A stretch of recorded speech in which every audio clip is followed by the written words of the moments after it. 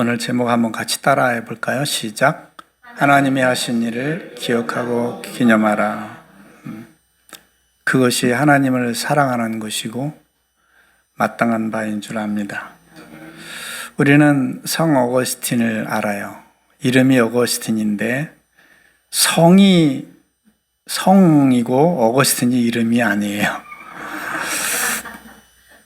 원래 어거스틴인데 앞에 성자라는 성자를 붙인 거죠.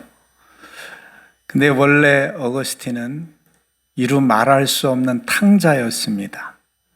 깡패요, 불량배요, 못된 짓은 다 하고 다니는 우리나라의 누굽니까?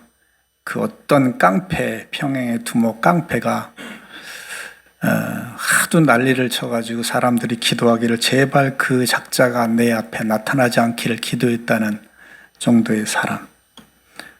그 목사님도 변해서 목사님이 되셨죠. 어거스틴도 바로 그런 사람이었습니다. 그래서 유명한 말이 있죠. 기도하는 자의 자식은 마귀가 뺏어가지 못한다. 그 엄마 모니카의 기도로 어거스틴은 하나님의 때를 만나 변화를 해서 깡패 불량배 불량아 어거스틴이 성 어거스틴이 되죠. 어거스틴이 이런 고백을 합니다. 참회록에서 참 놀라운 한마디를 외칩니다. 제가 종종 소개하죠. 그게 뭐냐 하면 진짜 놀라운 사실이 있는데 하나님이 나를 사랑하시는데 이 세상에선 나 하나밖에 없는 것처럼 사랑하신다. 얼마나 놀라운 고백입니까? 아무나 할 수 있는 고백 아니에요. 하나님의 사랑을 얼마나 깊이 뼈저리게 느꼈으면 마치 지구에 하나밖에 없는 식물을 사랑하는 어린 왕자처럼 이 지구상에 식물 하나밖에 없다고 생각해 보세요. 얼마나 귀합니까? 어린 왕자가 맨날 물을 주고 그것에 전념하는 것처럼 하나님이 나를 사랑하시되 이 지구상에 나 하나밖에 없는 것처럼 사랑하신답니다. 이걸 누가 고백할 수 있느냐? 진짜 하나님의 사랑을 받아본 사람, 느껴본 사람이 고백할 겁니다. 에이, 웃기지 마. 무슨 하나님이 내가 뭐라고 세상에 이렇게 수십억 명의 사람이 있는데 나를 사랑하겠어? 근데요, 하나님을 몰라서 하는 말입니다. 하나님은 시간을 초월해 계신 분이거든요. 공간을 초월해 계신 분이거든요. 현재 있으면서 과거도 있고 미래도 있고 여기 있으면서 미국에도 있고 일본에도 있고 아프리카다 있고 또 한 가지가 있어요. 하나님은 수의 개념에서도 초월하세요. 하나이면서 수십억, 수천억, 수조의 수를 한 가지로 갖고 있는 거예요. 수십억의 인구가 있어도 하나밖에 없는 것처럼 세는 게 하나님인 줄 믿습니다. 수도 세워 초월하세요. 그렇기 때문에 가능한 거죠. 우리 옛날에 부모들이 한 타스씩 자녀들을 낳아서 키웠던 시대에 이런 말을 했죠. 에이 엄마는 첫째 형만 사랑해. 둘째 형만 사랑해. 나는 안 사랑해. 야, 인서가 그런 말 말어. 10손가락 깨물어봐라. 안 아픈 손가락이 어딨냐라고 사람이 말할 수 있는 한계입니다. 10명의 자녀를 다 같이 사랑한다는 거예요. 그런데 우리 하나님 그 차원이 아니라 이 지구상에 수십억 명이 있는데 그들 많은 사람 중에 나 하나는 그냥 도매금으로 사랑한다는 그냥 립서비스겠지라고 생각할지 모르지만 착각이에요. 진짜예요. 하나님은 그 수십억 명이나 한 명이나 똑같이 그렇게 사랑하신다는 거예요. 이 사실을 믿으시기 바랍니다. 나의 존재 가치가 틀려질 거예요. 아하, 나는 이 세상에 막 뒹구는 돌멩이 같은 존재가 아니구나. 하나님이 이 세상에 하나밖에 없는 것처럼 사랑하는 존재구나. 그래서 우리 하나님은 우리를 향해서 질투를 하신대요. 질투를 하는 거예요. 여러분, 질투라는 것은 사랑 관계에서만 성립이 되는 문제죠. 사랑이 없으면 질투가 있을 이유가 없어요. 네가 엎어지든 자빠지든 뒤집든 자빠지든 무슨 상관이냐? 네가 동을 보든 서를 보든 내가 무슨 상관이냐? 그러나 사랑하면 자기한테 시선이 고정되기를 바라는 겁니다. 질투. 어떤 연인이 이런 말을 했어요. 남자가 여자한테 나 너를 정말 사랑해. 안 지나서나 당신 생각, 안 지나서나 당신 생각 이러고 살아. 너 정말 사랑해. 너는? 그러니까 상대가 뭐라고 그랬냐면 나는 나 사랑해주는 사람 많어. 나 좋아해주는 사람 많아.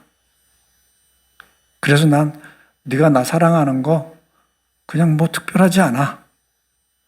그때 이 남자가 어떻게 됐을까요? 삐졌어. 토라졌어. 왜요? 자기는 특별한 사랑으로 사랑을 했는데 이 여자는 다른 모든 사람의 사랑과 똑같이 받아들였다는 거예요. 우리 영어 가사에 보면 그러잖아요. 나는 너를 사랑하는데 나의 사랑은 스페셜해. 그냥 일반적이지 않아. 그거를 상대를 원하잖아요. 특별해. 제가 나를 사랑하는 거, 제가 나를 좋아하는 거, 그런 것과 비교 아닌 특별한 거야. 하나님께서 이와 같지 않을까 생각합니다. 우리에게 묻습니다. 예수님이 베드로에게 물은 것처럼 베드로야, 네 동료들 많이 있지? 내가 이 사람들보다 나를 더 사랑하느냐? 물었잖아요. 예수님이 사랑이 고프셨던 거죠. 하나님이 오늘 우리에게 그 물음을 물으실 것 같아요. 세상에 너를 좋아하는 사람 많고 네가 좋아하는 거 많지? 그럼 내가 너를 향한 사랑은 어떻게 생각하니? 스페셜해요.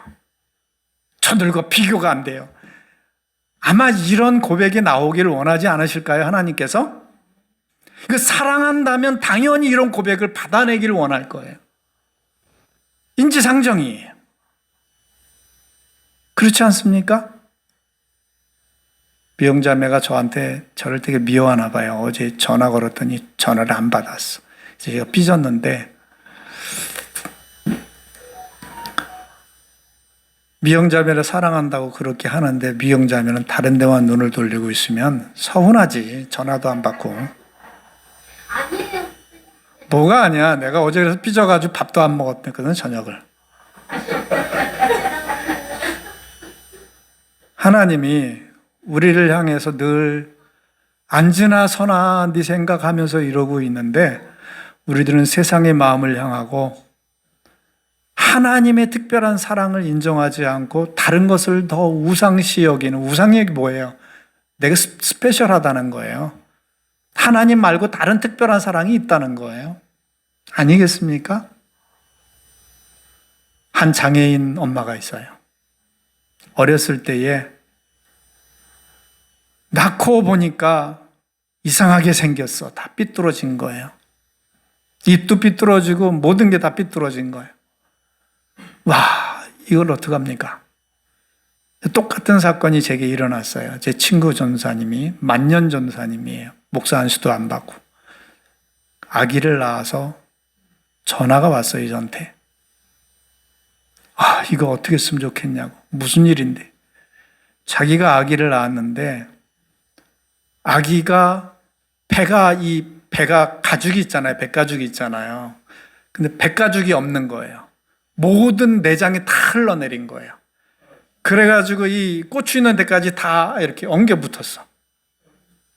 이런 상태로 났는데 이것은 하늘이 무너지는 것 같다. 얘를 살려야 되느냐 죽여야 되느냐. 이게 이 자문을 구하는 전화가 온 거예요. 아마 자기를 생각하는 몇 분들에게 전화를 돌렸겠죠. 근데 모두가 하는 말이 하나님의 뜻이 있을 거다. 살리자.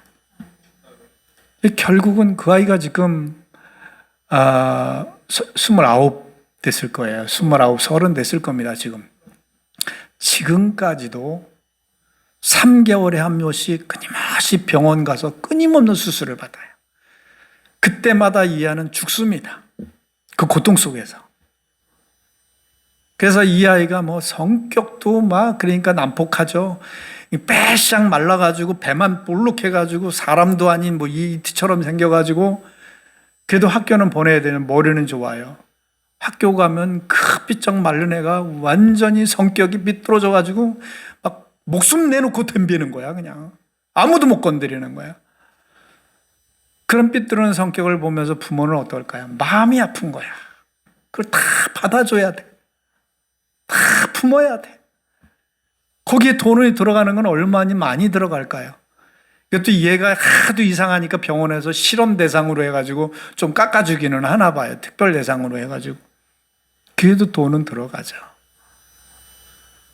그런 아이를 어렸을 때부터 이 엄마가 키웠어요. 그래도 내가 낳았다. 내가 오늘날 너를 낳았다. 너는 내 자식이야. 그러면서 매일 사랑으로 그 아이를 키웁니다. 근데 이 아이는 다른 아이들 잘하는 걸 보면 얼마나 마음이 아플까요? 무너질까요? 내 새끼가 이러니 엄마 아빠 할 때 얘는 한마디도 못합니다. 가서 손발이 안 가면 손에서 떨어지면 살 수가 없는 아이. 그런데 기적이 일어났습니다. 이 아이가 오늘날 입도 삐뚤어지고 몸도 삐뚤어지고 모든 것이 삐뚤어진 아이가 아주 어눌하게 어색하게 한마디를 고백합니다. 그게 뭔지 아십니까? 뭘 것 같아요? 엄마 사랑해.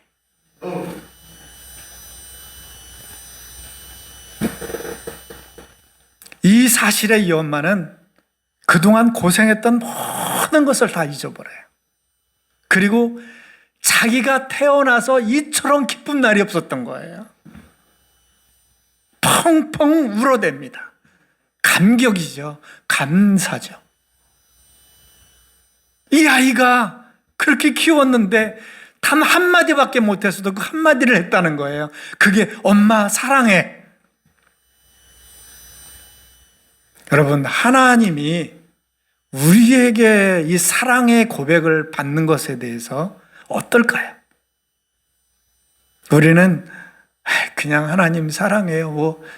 우리가 립서비스 하듯이 그냥 흥얼대듯이 한다고 생각하지만 스바냐서 3장 14절에 이런 말씀하셨어요. 내가 너로 인하여 기쁨을 이기지 못한대요. 좀 한마디로 말하면 미치겠다는 거예요. 우리가 사랑스러워서 미치겠다는 거예요. 이 어렸을 때부터 한마디도 못하고 재구실을 못하는 아이 속에서 사랑한다고 고백이 나오는 그 순간, 이 엄마는 인생이 가장 가치 있는 순간, 그 가치 깊은 순간이 없는 것. 우리 하나님께서 우리로부터 사랑의 고백을 받는 순간부터 하나님은 미쳐 뛰는 거예요. 기쁨을 이기지 못하는 거예요. 즐거이 부르는 거예요. 내 자식이 나 사랑한대, 나 사랑한대.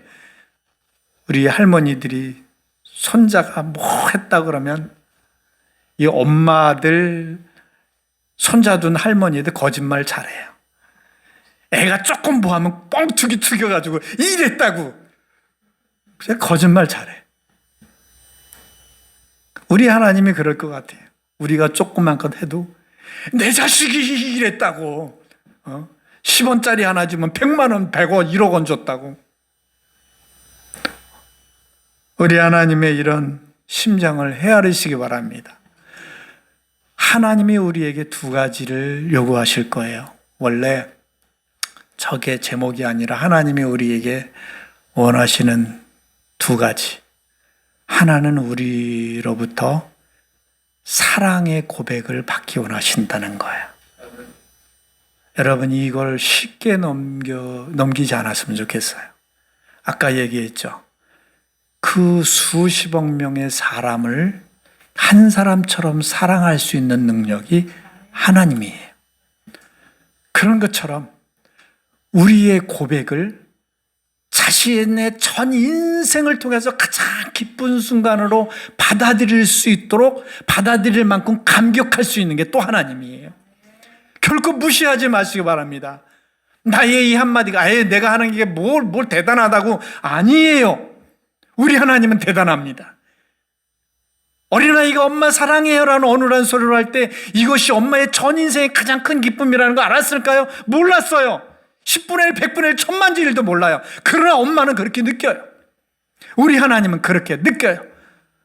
우리가 이 자리에 와서 예배 드리는 순간, 저도 베이스를 치면서 3주째 지금 찬양하고 있는데 아까도 막 들어가는 순간 틀리죠.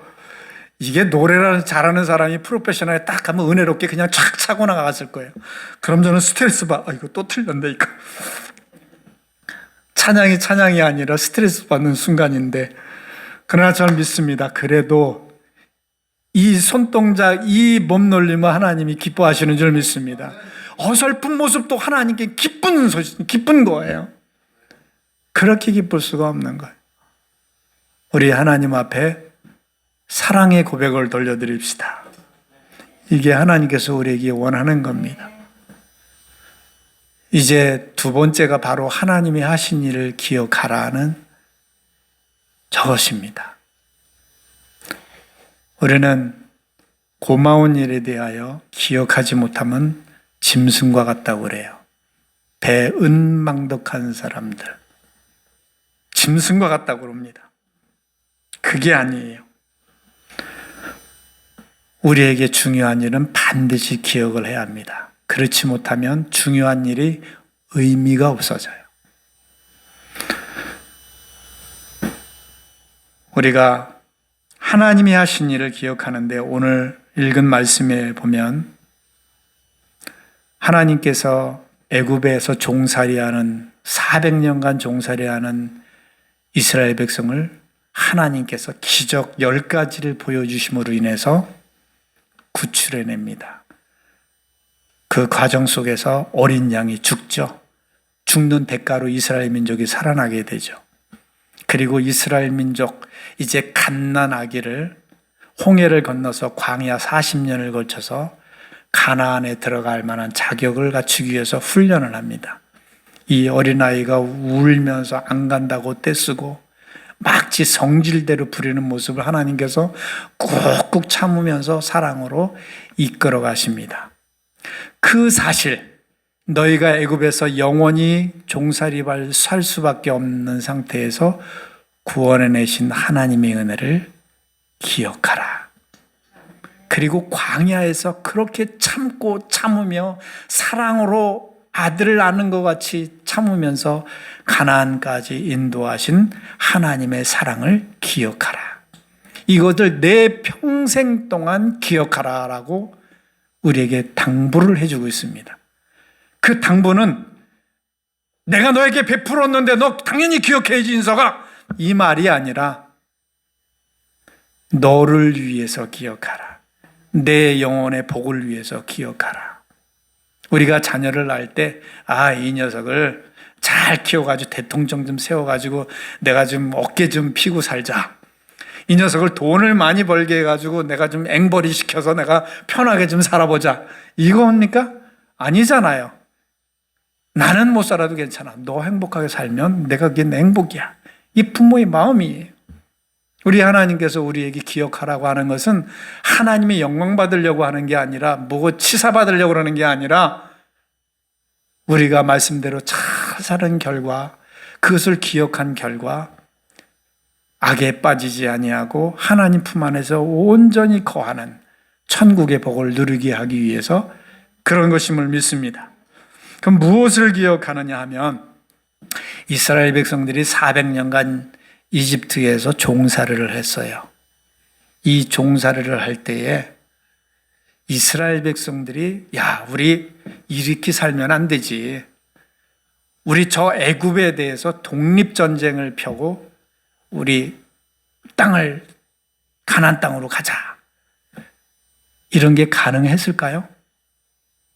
우리나라 일제 몇 년간이었죠? 식민 생활이 36년간이었어요. 그때에 일본에서 우리나라에서 민족성 말살 정책을 폈어요. 그래가지고 조금만 더 갔으면 아마 우리 대한민국 사람의 민족성이 없어졌을 것 같아. 우리가 지금 사용하는 말에도 여러분 일본 말이 엄청 많대요. 일본 투식, 이름조차도 그래. 민자, 미자, 미자, 정자 뭐 이런 거 다 일본식 이름이라면서요.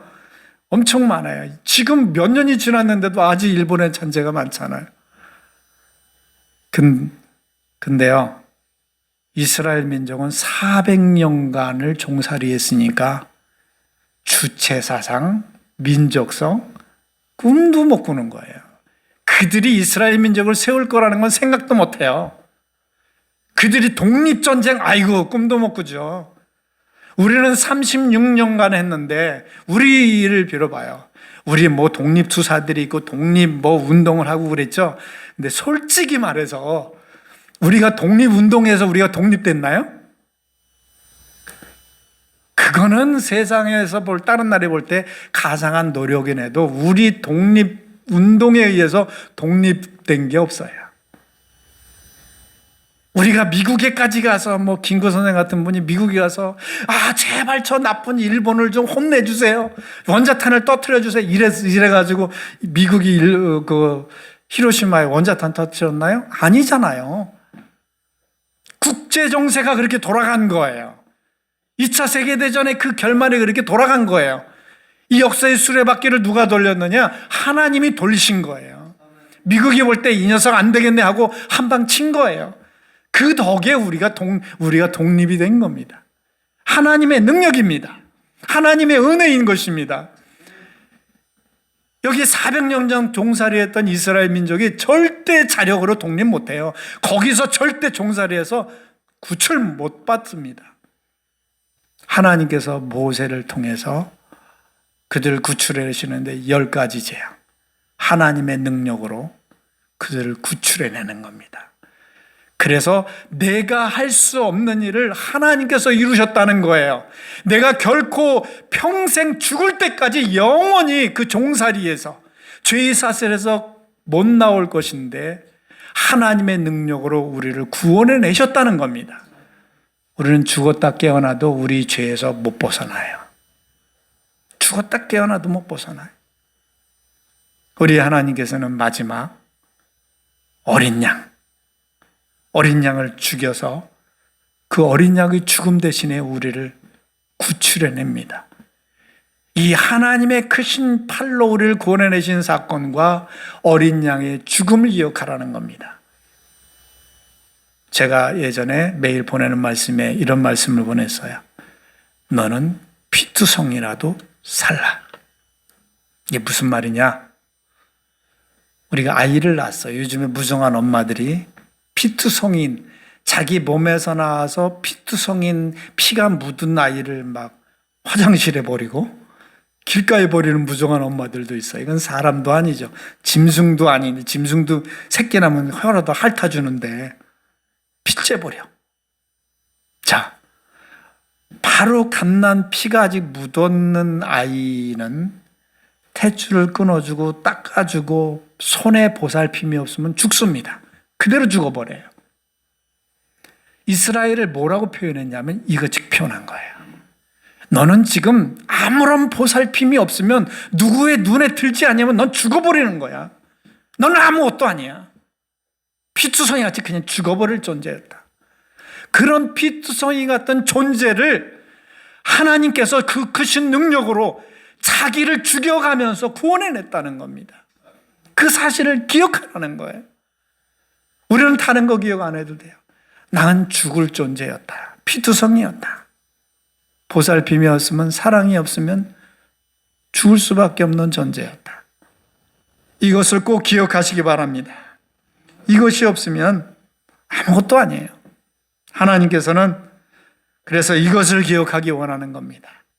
또한 우리가 자녀를 키울 때 보면 확실히 남자보다는 여자분들이 마음이 좀 넓은 것 같아. 이게 누가, 물론 남자들도 그렇지 않지만은 여자들이 베푸는 건 더 많이 베풀어요. 남자들이 더 그래요. 그리고 또 아이를 키우는 것도 남자들보다는 다 그렇다는 건 아니고 대체적으로 여자들이 잘 키워요. 남자들 같으면 한 번씩 욱하고 올라와가지고, 그런데 여자들은 끝까지 징징대는 아이를 보살피고 이렇게 안아주는 게 있어요. 그렇지 않아요? 남자보다는 여자가 그런 걸 잘 품는 것 같아.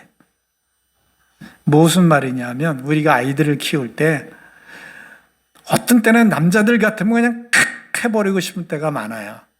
근데 여자들은 그게 안 돼. 사랑으로 품는 게 먼저 나와.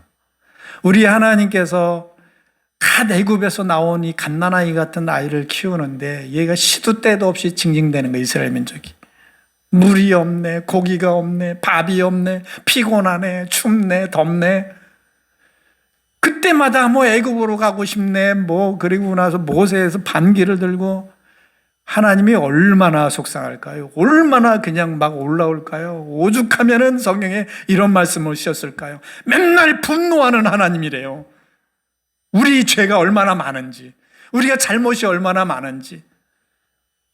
그런 이스라엘 백성을 보면서 우리 어디에 있냐면 신명기 1장 29절에 이런 말씀이 있어요. 여호와께서 자기 아들을 아는 것 같이 너희가 걸어온 길에서 너희를 안으사 광야를 지나게 하셨대요. 가나안까지 인도하셨대요. 철없이 맨날 울고 징징대는 우리들을 참으면서 이것을 기억하라는 거예요. 내가 너를 어떻게 키웠는데. 이 자녀들 모르죠. 우리 자녀 몰라요. 자녀들이 부모가 어떻게 키웠는지. 그래서 둘, 셋, 하나도 아니야. 둘, 셋 낳아 키워봐야 부모의 은혜를 안다고. 죽었다 깨어나도 자녀들은 그 은혜를 모르죠. 그런데 하나님은 기억합니다. 내가 너를 어떻게 낳았는지. 여러분, 패션 오브 크라이스트 우리 영화 봤죠? 피비린내 나는 그 채찍의 현장들. 그걸 보면서 많은 사람이 눈물 들고 또 혹은 이런 생각을 했을 거예요. 왜 멜 깁슨인가요? 그거 영화 만든 사람이? 그 사람에서 뭐 비난도 하는 사람이 있어요. 왜 영화를 저렇게 끔찍하게 혐오적으로 만들었을까라는 말 하는 사람도 있어요. 근데 한편으로 이렇게 생각해야 합니다. 왜 주님의 십자가가 그렇게 끔찍하고 처절해야 하는가? 우리의 죄의 대가가 그랬다는 거죠. 그것을 치르기 위해서 그 끔찍한 채찍을 맞은 거예요. 그 처절한 울부짖음, 오죽하면 아버지 왜 나를 버리셨습니까? 엘리 라마 사막다니를 울부짖을 수밖에 없는 처절한 지경까지 내려가는 건 뭐냐? 그만큼 대가가 필요했다는 거예요. 대가. 하나님이 우리를 구원하는데 능력 있으니까 그냥 손가락 하나로 헤익하니 올린 게 아니라 하나님이 자기를 죽이는 대가가 있었던 거예요. 그 대가가 있는 거예요. 그 대가를 기억하라는 거예요. 우리 하나님이 우리를 구원했다니까, 하나님이니까 능력 있으니까 구원했죠. 그게 아니에요. 자기의 죽음이에요. 그걸 기억하라는 거예요. 그리고 내가 너를 낳았는데, 그렇게 고통 속에 낳았는데, 내가 너를 낳은 자식을, 여인이 자기가 낳은 자식을 버리는 한이 있어도 나는 너희를 못 버려. 나는 너희를 못 버려. 그러면서 그를 애굽의 가나안에 이를 때까지 온갖 그냥 투정 속에 있는 것을 안고, 그래도 저래도 안고 우리를 이끄신 하나님을 기억하라는 겁니다. 이것을 내 평생에 기억하라. 우리나라도 피비린내 나는 동족상잔의 뼈저린 6.25를 겪었죠. 이 6.25를 기념하지 못하면, 기억하지 못하면, 또 한 나라에 큰 사건이 있을 때 그것을 기억하고 기념하지 못하면 그 민족은 방자하게 됩니다. 그 고통이 무의미하게 됩니다. 그 고통을 기억하고 기념해야 안전한 미래가 있는 것입니다. 우리가 하나님 앞에 기억하고 기념하는 것은 정말 좋은 거예요. 고사성어에도 와신상담, 누가 명확하게 한번 풀이해 줘 보세요. 왜 송집사님만 바라봐? 백과사전이야. 기와에 저기 누워서 저기 보복하려고 하는 거 하고 봄에 쓸개를 갖다가 먹고 그것을 가지고 기억하는 거예요. 그러니까 고난을 통해서 자기가 원수를 갚으려고 하는 그런 80점 줄까? 90점 줄까?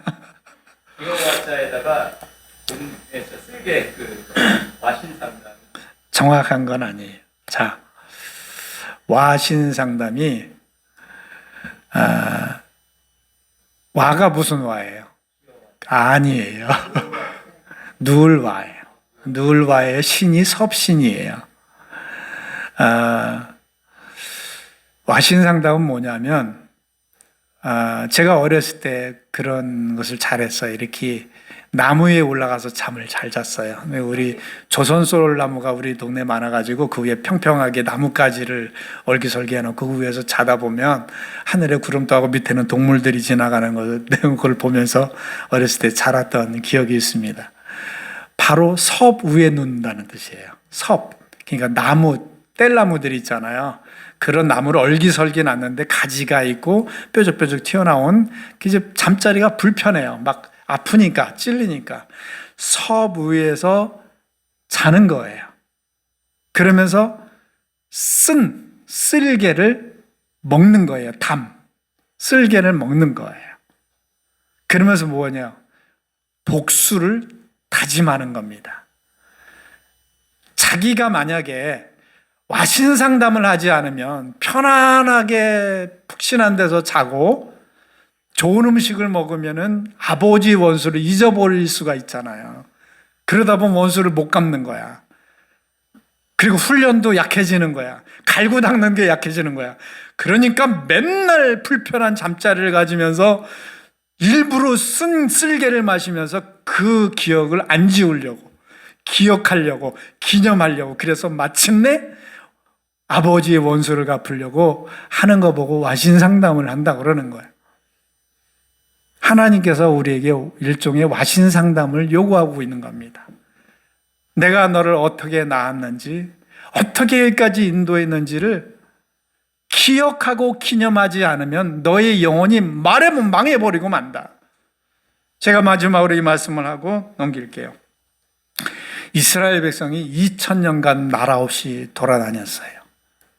그전에도 물론 몇백 년간 하나님의 말씀을 듣지 않아가지고 디아스포라로 세계로 흩어지죠.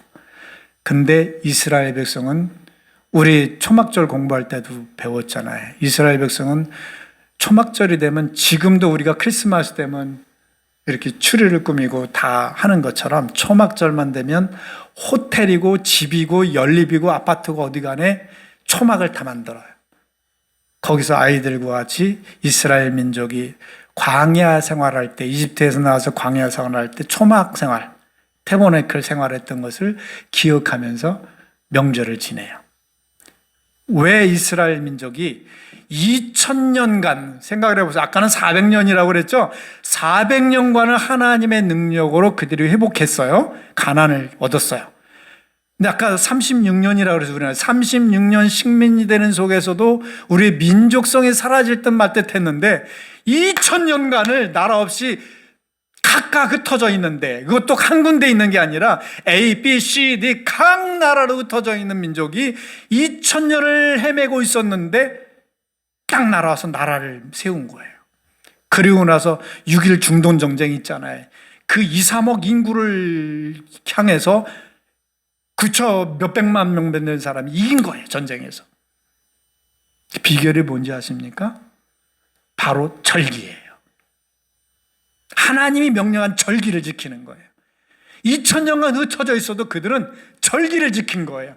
어떤 상황과 조건 속에서도 그들은 절기를 지킨 거예요. 기념한 거예요. 기억한 거예요. 그것이 그들의 나라를 이루게 만든 겁니다. 그들의 믿음을 지킨 겁니다. 우리가 세상에 살다 보면 엄청 우리가 현란해요. 잊어버리기 쉬운 거예요. 여기서 우리가 우리 영혼과 마음을 지킬 수 있는 게 뭔지 아십니까? 미간에 붙이고 손목에 붙이고 가슴에 새기고 문대 어디에 붙이고 하나님의 말씀을 기억하는 겁니다. 그 기억이 나의 영혼을 살리는 거예요. 그 기억이 없으면 우리는 무너지는 거예요. 그래서 오늘 하나님께서 우리에게 부탁하시는 겁니다. 내 평생의 그것을 기억하라, 기억하라, 레모리. 기억하라는 거예요. 이 말씀을 꼭 기억하지 않으면 우리 영혼도 넘어갑니다. 한 아이가 엄마가 이랬어요. 많이 명절이 됐는지 많은 사람들이 북적북적대는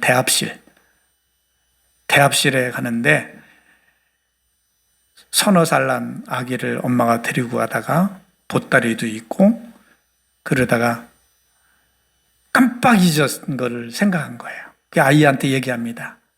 얘야, 엄마가 잠깐 잊은 지갑이 있는데 그걸 찾아와야 되니 잠깐 여기 있어. 아무 데도 가지 말고 여기 있어. 누가 뭐래도 묻지 말고 여기 있어. 따라가지 말고 여기 있어. 엄마가 보따리를 내놓고 막 뛰어가가지고 급히 지갑을 찾아갖고 왔는데 아이가 없는 거야. 아이가 어떻게 됐을까요? 누가 불렀는지 무엇에 현혹돼가지고 아장아장 걸어갔는지 그 자리를 뜬 거예요. 왜 떴을까요? 무슨 일이 있어도 여기 떠나면 안 돼. 있어라. 사도 바울은 디모데에게 이런 얘기를 합니다. 말씀에 창념하라. 기념하라, 기억하라, 창념하라. 다 같은 맥이에요. 우리가 하나님의 일을, 하나님의 나를 구원하신 사건을 어떻게 구원했는지를, 어떻게 인도하셨는지를, 어떻게 은혜 베푸셨는지를 기억하고 기념하고 창념하지 아니하면, 내 마음을 고정시키지 아니하면 우리는 세상 어떤 풍파에 흔들려 버려요. 우리 태풍 오면은 일기예보에서 얘기합니다. 이번엔 태풍이 강합니다. 그러면 제일 먼저 준비하는 게 어딘지 아십니까? 어촌이에요. 항구에 있는 배들을 그 묶는 데다가 든든히 묶어버려요. 평상시에 한 번 감았던 건 두세 번 감아요. 밧줄 평상시에 한 겹을 했던 건 두 겹, 세 겹으로 감아. 왜 그래요? 어떤 풍파에도 흔들려 떠나가지 않게 단단히 묶어두는 거예요. 이게 바로 기념하고 창념하는 거예요. 세상의 어떤 유혹과 현란함 속에도 우리가 휩쓸려가지 않도록 우리 마음을 하나님 말씀에 묶여 동요하는 게 바로 이 창념입니다. 그렇게 해야 우리의 영혼이 주님 오시는 날까지 유지되는 줄 믿습니다. 우리 평생 살면서 세상에 사랑할 만한 거 많이 있죠. 내 마음 뺏길 만한 거 많이 있죠. 그러나 하나님보다 귀한 거 없기를 바랍니다. 가장 중요한 생명이잖아요. 이 세상의 것들은 우리가 죽으면 다 없어질 거예요. 사랑하는 아내도 없어지고 사랑하는 친구도 다 없어지고 오직 하나님 품으로 돌아갈 겁니다.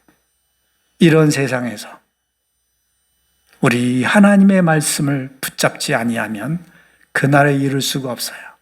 이 아이처럼 내가 유혹당하는 어디로 아장아장 걸어가다 보면 엄마 잊어버리는 거예요. 이 말씀이 우리에게 오랫동안 기억되기를 바랍니다. 기도합시다.